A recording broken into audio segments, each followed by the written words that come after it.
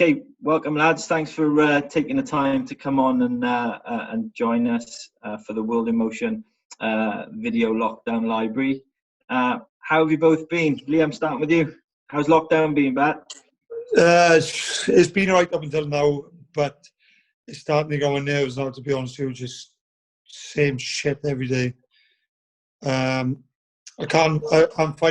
struggling to keep myself dedicated now because it's been so long. I'm just everything's going wrong. I just need to go back to Sheffield and get back in camp, to be honest. Can't diet properly. You're losing a bit of focus, are you? Yeah, a little bit, to be honest with you.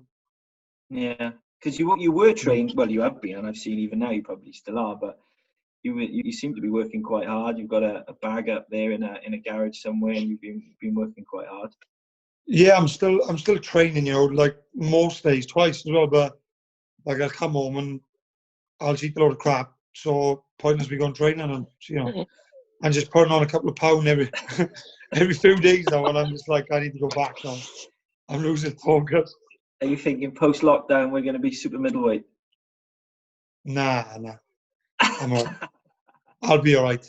And what about you, Joe? Mine's been okay, to be honest.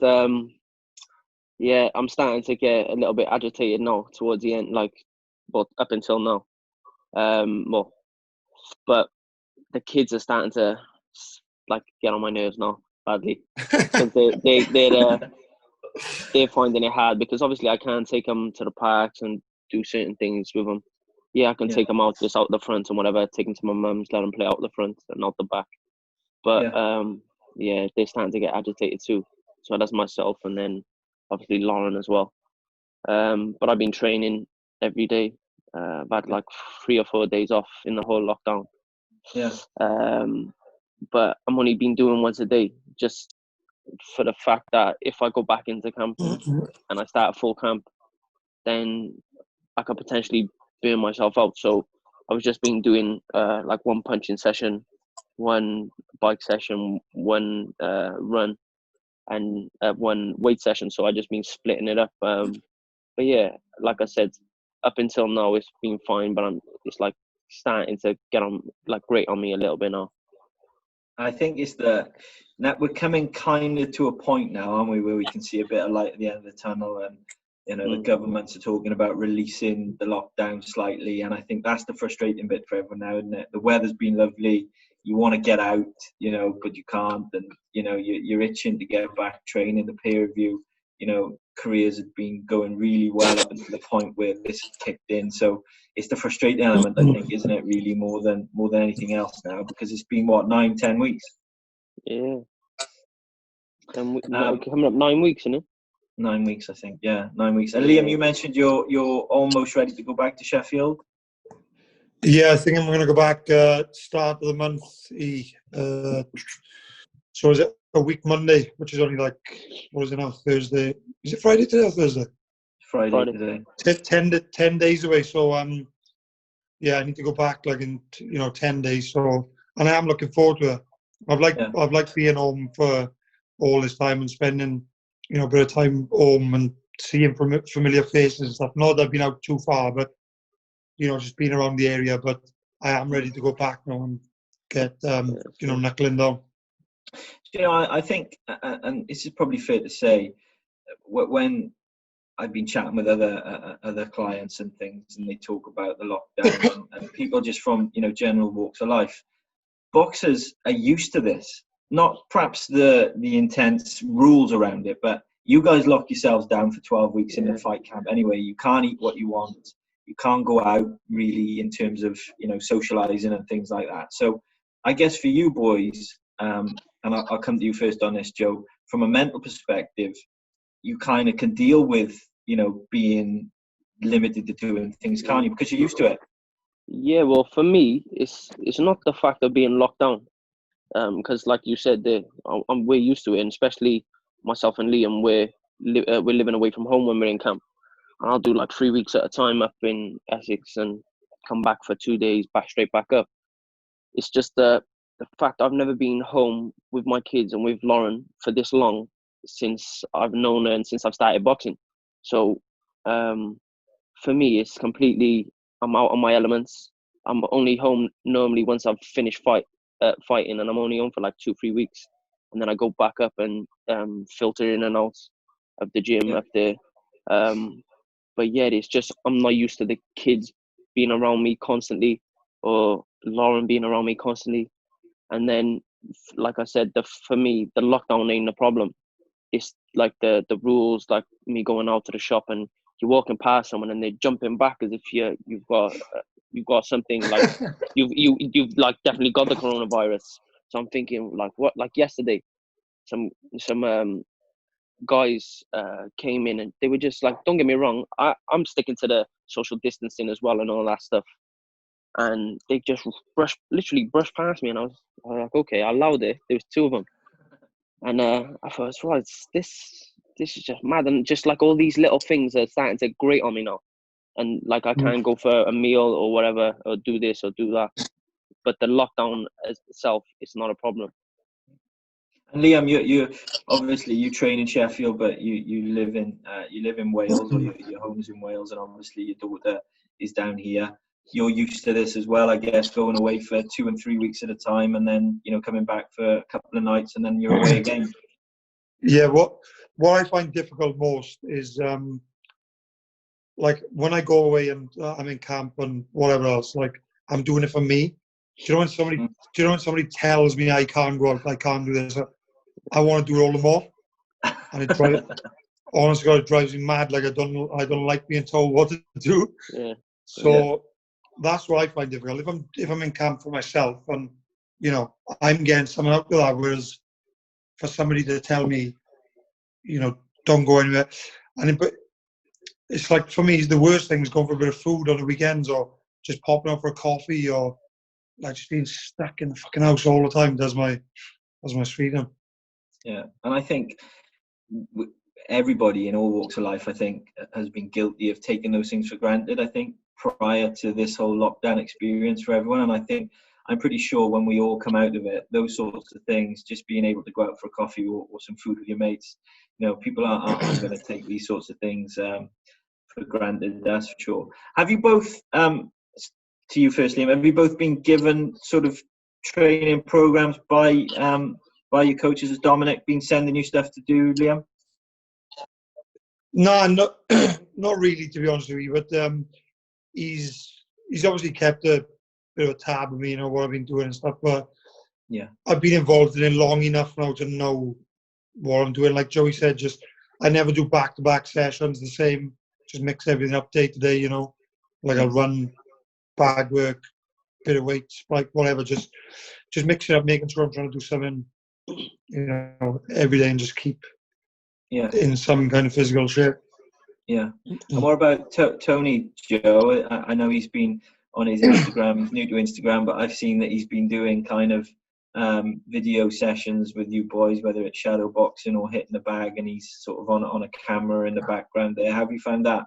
Yeah, I find it great. Like for the first couple of weeks, he was just asking me what I was doing and just telling me sort of mix it up. Don't keep doing the same thing. Obviously Dan Lawrence, he was giving me programs to do. And at the start, it was just mainly body weight because I didn't have no weights or anything. But now I pretty much got a full gym. I got just like David Lloyd's out down the yard. So I saw your dad's been busy down there. So I've been down there most days. But Tony's been giving me fighters to watch pretty much every night or different fights. And then when we were doing the video training, he was just keeping an eye on me just to see if I have been not doing what I should be doing, not just messing around and just going tapping a bag. And so I think once he seen me what I was doing and if that I was still sharp, I think his mind was at ease and just sort of left me to it. Yeah, good. And you two boys, you go quite a way back, don't you? Just in terms of your amateur days, you're both with different promoters now. So unfortunately, for Welsh boxing, we don't get to see you on the same bills. But you've known each other for a long time, Liam. You and Joe go way back. Yeah, I can't really remember the first time I met you, Joe, but I'm guessing it was like, it must have been 15 years ago, I'm guessing. Yeah, it was like 2000 and I got a feeling it's like 2007. Was it? Yeah, about 2007. So I Obviously started on boxing the squads and that. 2006. Yeah, August 2006. So it might have been because after 3 fights I had I came on the Welsh setup for the weekend, and that's the hardest thing I ever did Yeah. at that time. I couldn't work for like 3 days after.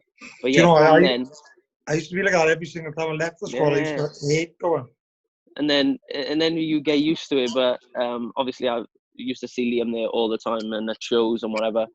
And like my main memory of Liam going way back was probably 2008. It was a GB Championships in Scotland in Edinburgh, was it? And it was me, him, and Fred, and we had to lose weights.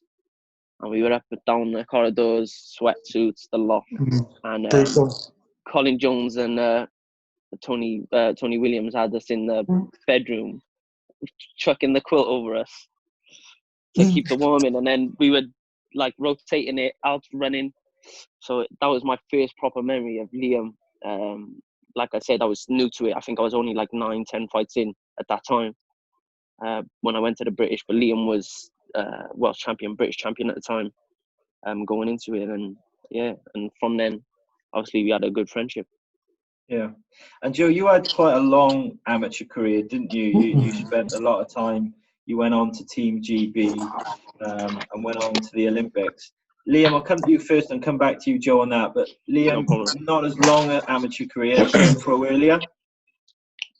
Yeah, obviously I spent a little bit of time on the GB at a certain point as well. But to be honest with you, I think I was always suited a lot better to professional game. Whereas I actually box a lot more now as a pro than what I did as an amateur. Joe will tell you, when I was a kid, I used to be just crash bang wall up to me. I used to just go through kids like a man fighting boys. Do you know what I mean? But then obviously, as you get a bit older and everybody kind of evens out and people catch up you, so you need to just use your head a little bit more. And obviously, I've developed to be able to box a lot better now. Whereas, as I said then, I just wanted to go through people and have a tear up all the time.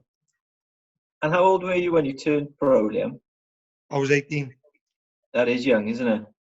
Very young. A lot of people said, "Oh, it's too early. You're too young. You haven't developed." But I think looking back, it was a good thing for me because it gave me time to build in and progress slowly, and obviously just learn the trade, the pro game, and take it steady. And Joe, for you, on the flip side, and almost the opposite to Liam, really, you had a longer amateur career. You spent a lot of time with Team GB, and obviously there was a funding element to that as well, wasn't there? You were practically a professional boxer, but not you were still an amateur, but lived life like a professional. Yeah, well, for me, I started boxing at like 16. So for me, I started quite late to a lot of fighters. I was slowly picking it up. I was doing my big, going to the British. My first 2 Britishes, I had silver. Third one, I had gold. I think me, Liam, and Zach Davis, the only ones to win gold there. And then from that GB Championships, I got onto the GB squad.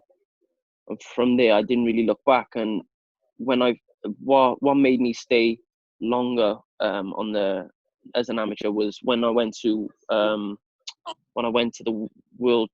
the European Championship qualifier for the Olympic Games in 2012, and I was winning tournaments before that and whatever else, and I went there and I drew David Oliver Joyce, and for the first round, I think I was like 9 points up, and I absolutely hammered him.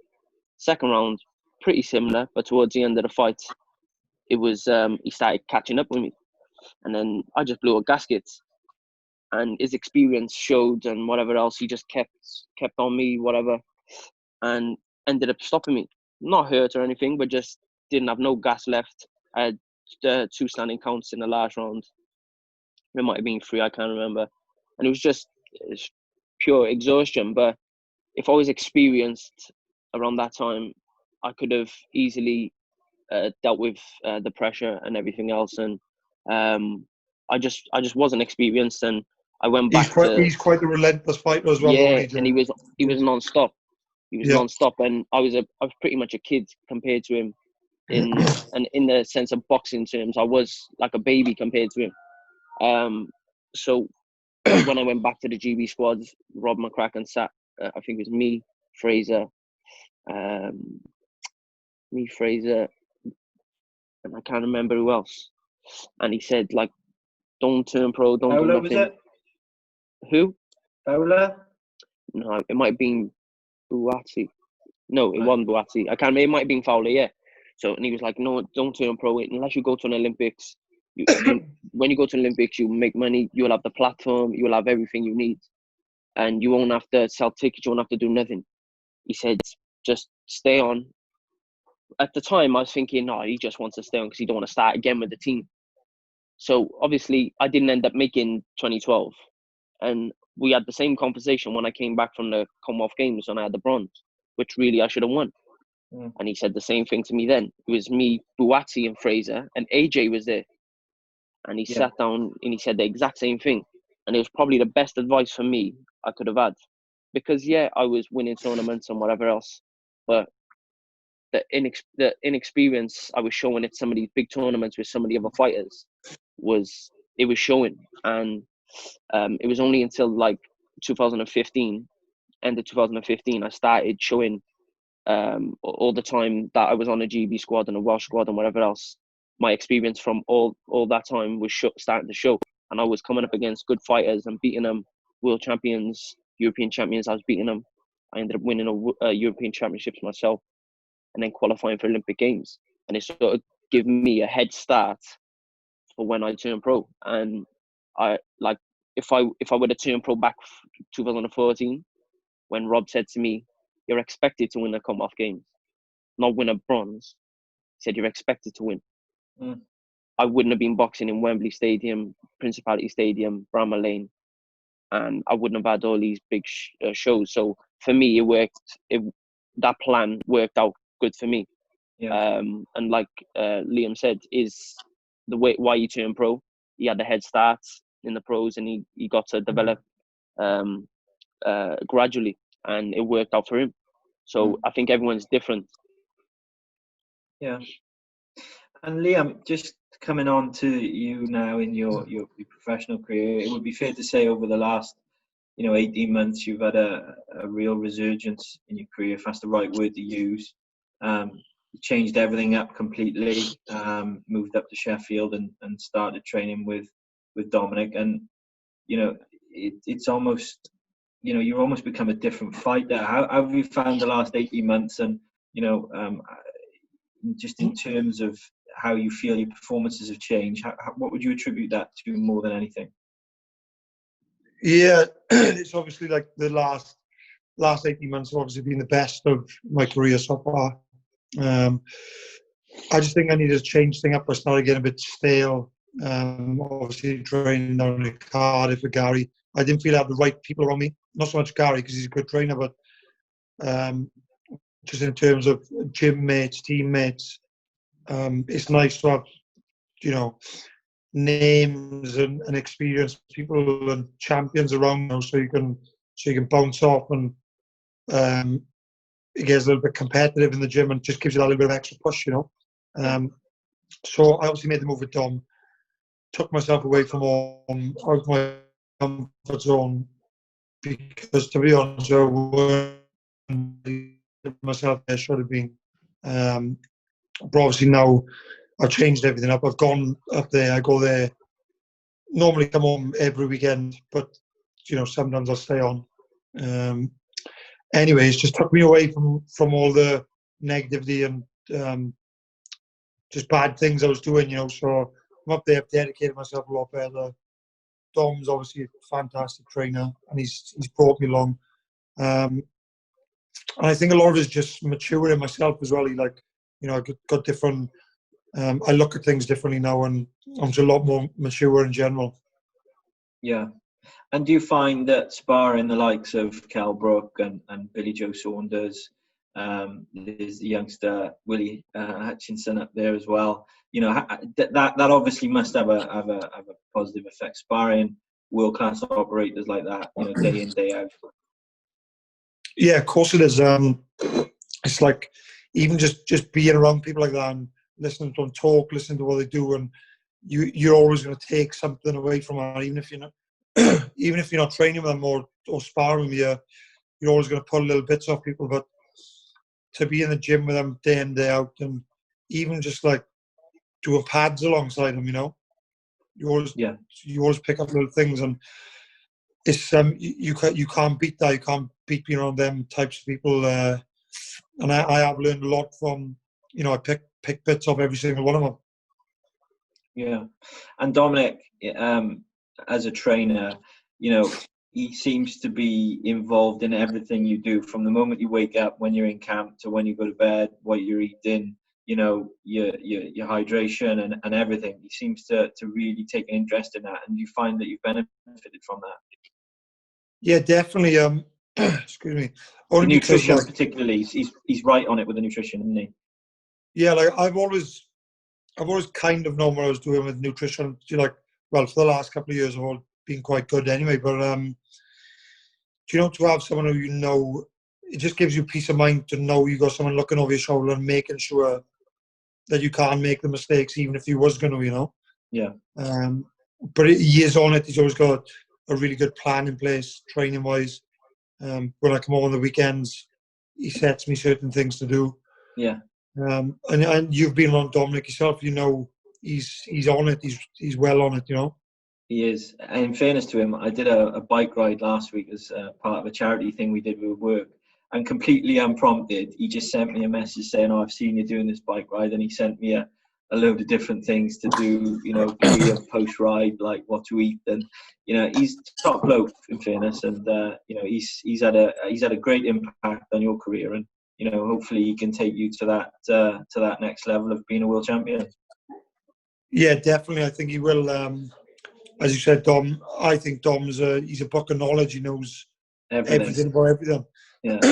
And I definitely believe with the right team and with Dom beside me, I'm going to, and I will become world champion. Yeah, oh, for sure.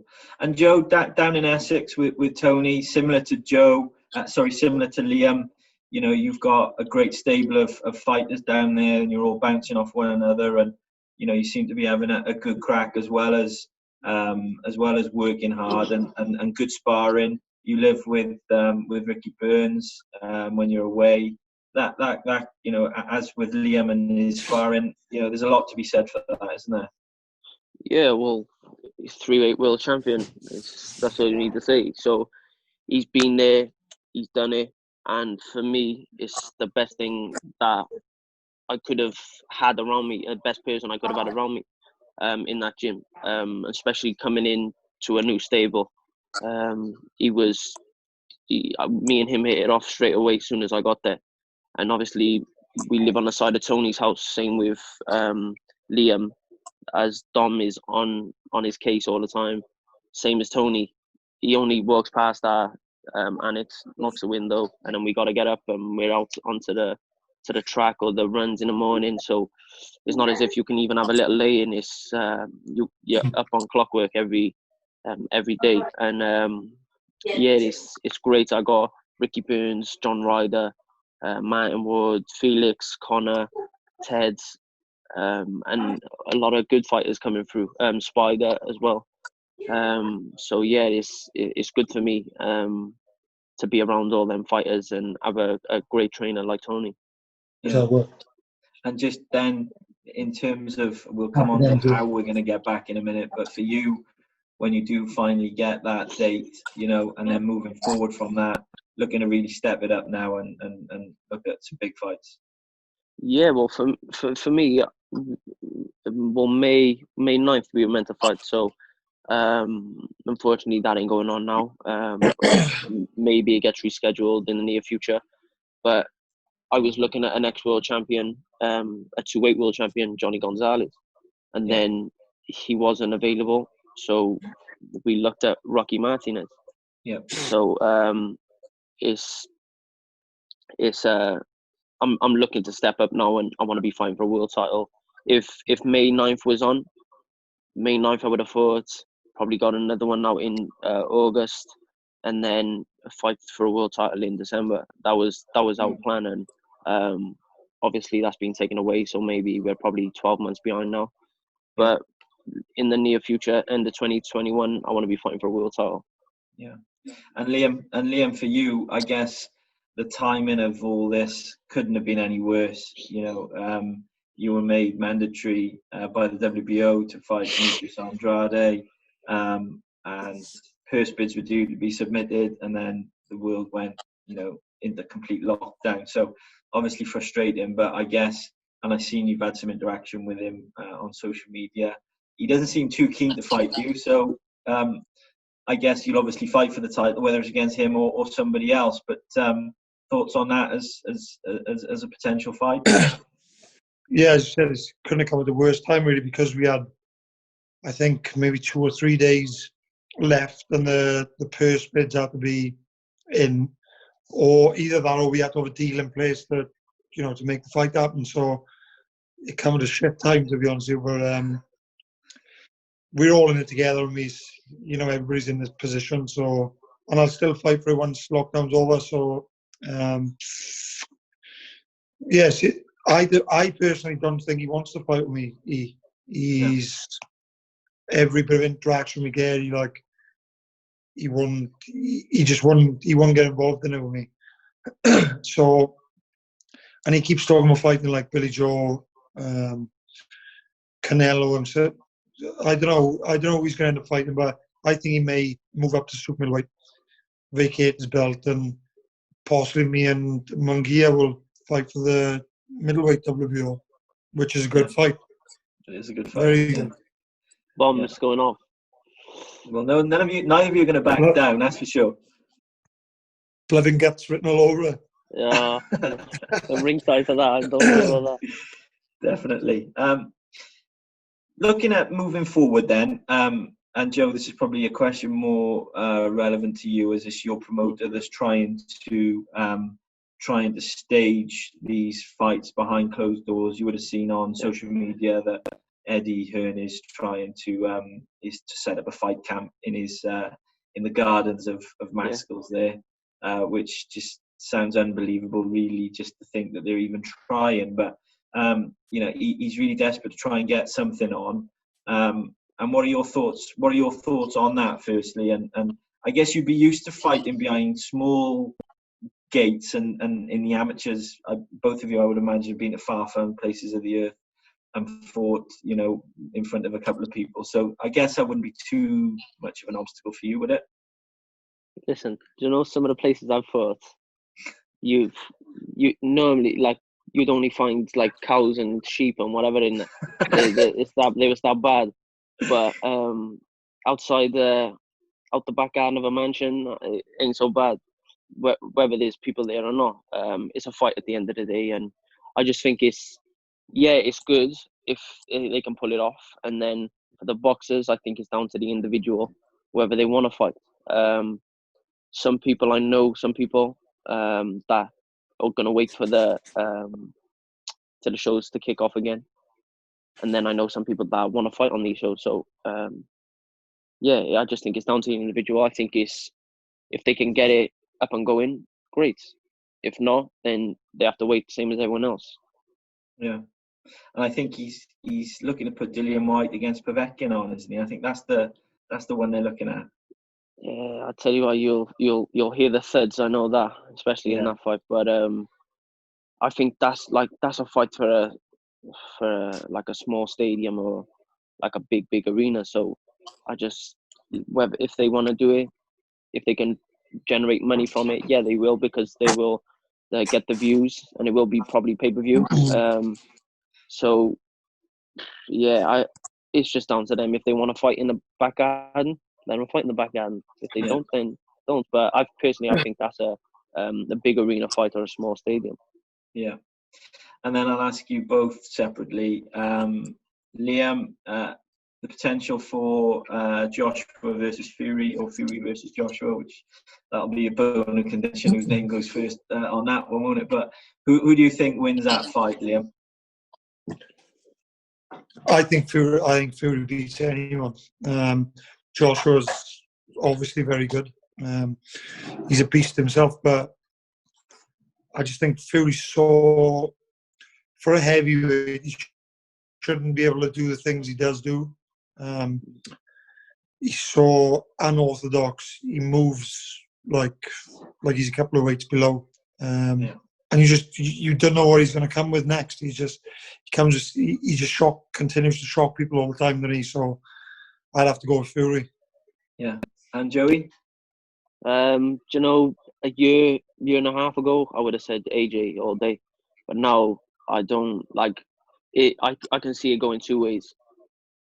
AJ, Fury either completely outboxes him, and which it is possible, because he could frustrate AJ and get him drawn in and just completely outbox him and make him look silly. But I can also see Fury trying to do what he done to Wilder and try and lean on, be heavy, be rough. But I think if he gets inside with AJ, it'll be the worst thing he could do.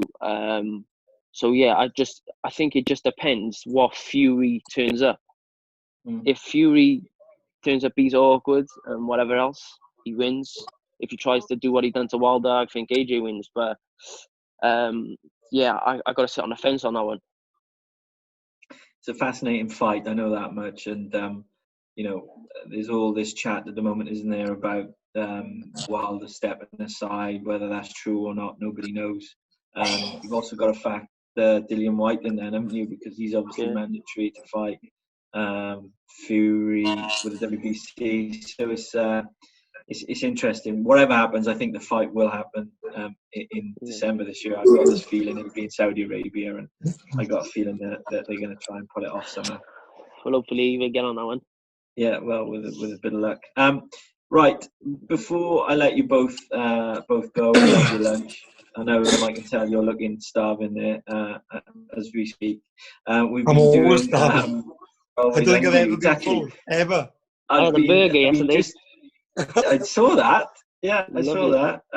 I had 4 ice creams yesterday. 4. And they weren't small either. Just quickly before I let you go, we've been just doing some quick fire questions with all our clients before we finish with the video. So I'll come to Joe first on them, and then Liam second. Okay. So first one up is Joe. What's your nickname amongst the lads? Wizard. The Wizard. Yeah. Liam. Dull. Okay. Or Tank. Tank. Yeah, Tank. Joey, thing you love most about boxing? Winning. Nice. Liam. It's a good answer, Joe. You have to go with that one, the same as you, mate.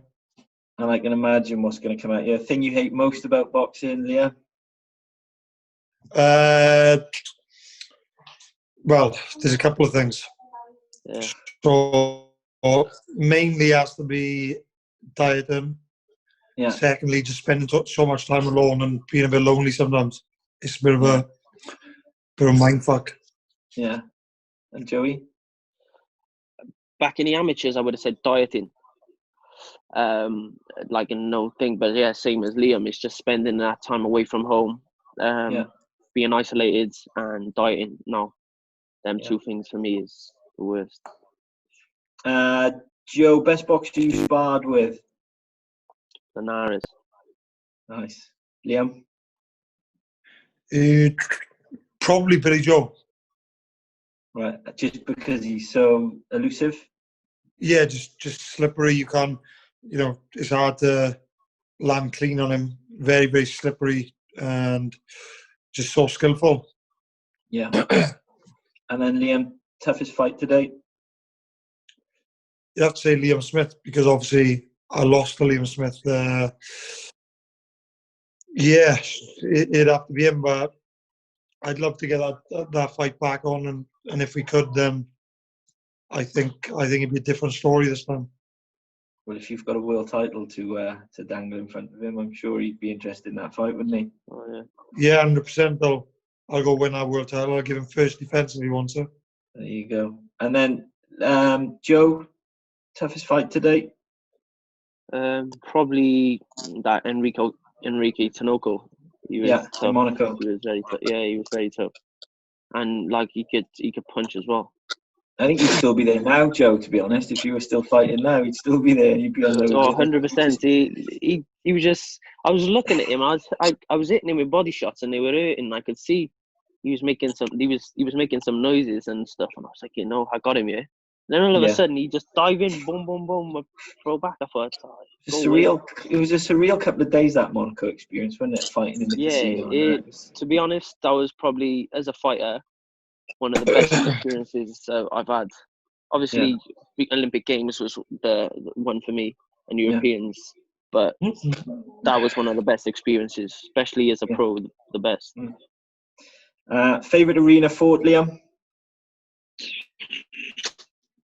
O2. O2 is great, isn't it? And you, Joe? Yeah. I like the O2, but Millennium Stadium for me. Millennium Stadium. Or Principality would be in trouble. Principality, sorry, yeah. Your old roommate, amateur days? Do you know what? I can't put a finger on them. Obviously, there's been so many, like I can't even. You didn't have one. You didn't have a go-to. I spent a lot of time with Lewis Reese, obviously being from the same amateur gym and stuff like that. Yeah. Yeah, and Joe, in the Welsh team, I can't remember. I was changing all the time, but when I was on the GB squad, my first one was Anthony Fowler and Charlie Edwards. Then Charlie Edwards pissed off, and then Josh Kelly. And then them two together, I couldn't handle them anymore, so I kicked them to the curb and left for I was rooming with, housing with Fraser Clark, Jack Bateson, Kez Ashfaq, and Galal Yafai. So my actual roommate was Kez Ashfaq. Right. Okay. But yeah, they were all a bit mad in their own way. And then just finally, favorite boxing gloves, Liam, to spar in, and then your fight night gloves. Fight night gloves, Grant. Yeah. And sparring, I always use Everlast. And you, Joey? My sparring gloves, Fly. And fight night gloves, for me, had to be the winning ones I wore in Monte Carlo. Yeah. You found they give you a bit more protection on your hands? Yeah, they just felt better. It was just like, they just felt great. They it is a glove, but snug. Nice and snug. I know, I was going to say, like a glove then. Yeah, it is a glove. Like saying, I played that, I'll beat you with one hand in darts, isn't it? See, I thought the winning was absolutely shite. Do you like a Clito raise? Yeah. I just thought, for me, too soft. Like I'll punch them and feel my knuckles straight through it. And obviously, as you can see there, I got a bit of course. You've got a scary movie on. It's my good hand. Yeah. I can't straighten up. Liam, you're going to be in trouble in 25 years, Liam. You want me to pick anything up? Oh, those cold mornings, mate. Oh. Lads, thank you very much for your time. I know it's precious. I know you haven't really got much going on. We're in lockdown, but thanks for taking the time to come on anyway. And as soon as the old lockdown does ease, I'll hopefully catch up with you soon. Sweet. Awesome. Cheers, lads. Nice one, boys.